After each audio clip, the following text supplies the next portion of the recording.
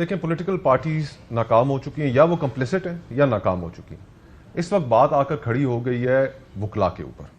میں آپ کو یہ بات وثوق سے کہہ سکتا ہوں کہ میں نے جو ریاکشن دیکھا ہے وکلا کے اندر، اسپیشلی ینگ لائرز کے اندر جو اسلام آباد کے اندر کنونشن کیا، کہ یہ اب ایسے مقام پر ہیں چیزیں کہ اگر آپ نے کرائسس کو ڈیفیوز کرنا ہے تو منصور علی شاہ صاحب کا نوٹیفیکیشن کر دیجئے، کرائسس ڈیفیوز ہو سکتا ہے. لیکن اگر آپ اپنی اسی ضد پر قائم رہیں گے اور آپ دھکے سے یہ کانسٹیٹیوشنل امینڈمنٹ کرائیں گے، تو یہ میں آپ کو پریڈکٹ کر رہا ہوں کہ وکلا سڑکوں پہ ضرور نکلیں گے.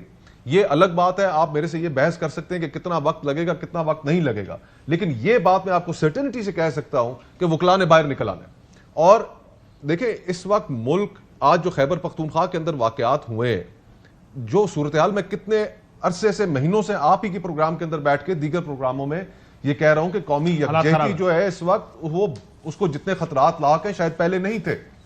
تو آج جس ماحول میں ہم کھڑے ہیں ہمیں نہیں ضرورت کہ ہم نئے نئے فرنٹس کھولتے پڑیں. اور یہ جو وکلا کے ساتھ اگر فرنٹ کھل گیا، میں اس دن کنونشن کے اندر تھا، میں تو پھر گفتگو جو ہے اسٹیبلشمنٹ کر رہا تھا، وہاں پر نقطہ آغاز جو تھا وہ نقطہ آغاز کوئی اور تھا. ادھر کوئی کسی چیز کی پرواہ نہیں ہے، ادھر کھل کھلا کے گفتگو ہونی ہے، کھل کھلا کے باتیں ہونی ہے، اور اس کا نقصان جو ہے وہ حکومت کو کم اور ہماری اسٹیبلشمنٹ کو زیادہ ہونا ہے. اور مولانا فضل الرحمان نے قوم کو بچا لیا سلمان اکن راجہ ویسے. دیکھیں میں آپ کو صرف وہ بتا رہا ہوں جو اس وقت چل رہا ہے. اور اگر مولانا یہ پوزیشن لے گئے اور ڈٹ کے کھڑے ہو گئے اس آئینی ترمیم کے خلاف، تو وکلا اور مولانا کا جو الائنس ہے وہ بہت ڈیڈلی ہوگا اس حکومت کے لیے. تو یہ ذرا ہوشیاری کے کام جو ہے عقل کے ناخن لے. JUIF کھڑی رہے. مولانا فضل الرحمان کھڑے ہیں، یہ بات کہہ رہی ہے تحریک انصاف نکل کے بعد. میں I'll give you the last word. What do you think? آزاد عدلیہ کے لیے ہم سب متحد ہیں. یہ بیرسٹر گوہر اور سلمان اکن راجہ صاحب ملاقات کر کے باہر نکلے.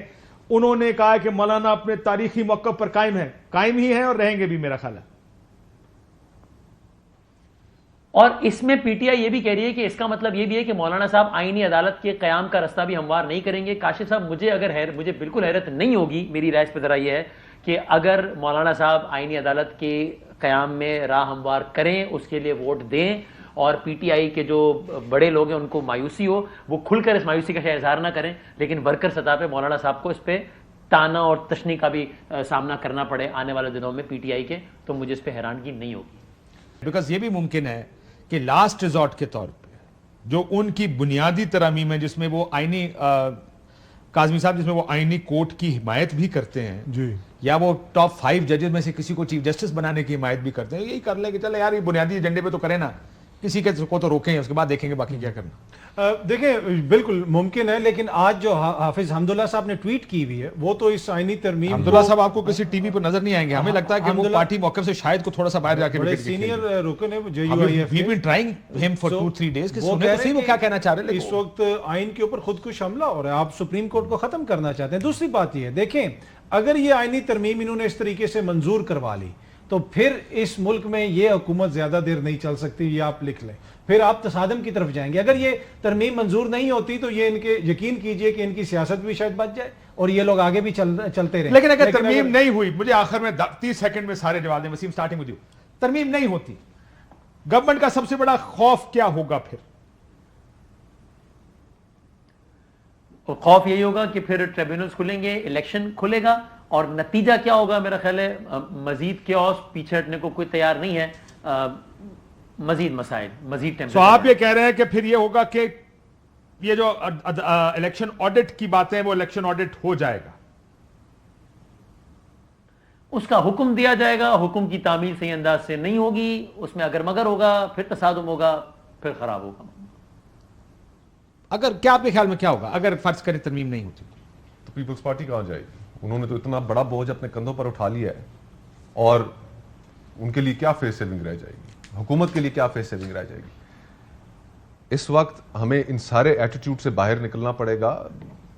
میں پھر آپ کو حالات کی جو سنگینی ہے، یقین کیجئے کہ آپ شاید ہم اسلام آباد میں بیٹھ کر اس کو اپریشیٹ نہیں کر پا رہے، اس کی گریوٹی کو نہیں انڈرسٹینڈ کر پا رہے کہ کیا واقعات ملک کے اندر ہو رہے ہیں. خیبر پختونخوا میں جو آج ایک واقعہ ہوا ہے نہیں ہونا چاہیے تھا.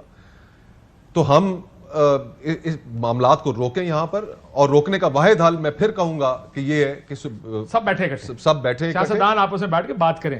کیا ہو جائے گا اگر آئینی ترمیم نہیں ہو؟ عمران خان جیل سے باہر آ جائے گا. ان کا خوف تو یہی ہے نا. مطلب یہ عدلیہ اگر ایک آئینی عدالت بن جائے وہاں پہ جو ان کی منشا ہے وہ ادھر چلے جائیں, یا چیف جسٹس ایک ایسا آ جائے جو ان کی منشا کے مطابق ہو, جو کنٹرول کر سکے بقول بلاول صاحب کے اپنی سپریم کورٹ کو, تو پھر وہ مقدمات میں وہ اس طریقے سے تو مقدمات نہیں چلیں گے. تو یہ سب سے بڑا خوف. یہ آپ کیا سمجھتے ہیں کہ یہ کس وجہ سے اپنی پوری پولیٹیکل جو ہے کیپٹل لگانے کے لیے یہ تیار ہیں, اور کیا وجہ ہے؟ ان کو یہی نظر آ رہا ہے کہ اگر ہم نے اپنی ایک سیاست بچانی ہے اس وقت تو ہمیں جو تیسری قوت ہے اس کو کسی طریقے سے زچ کرنا ہے, اور اس میں جو ہے وہ یہ پھر آئینی ترمیم بھی ہے بیچ میں.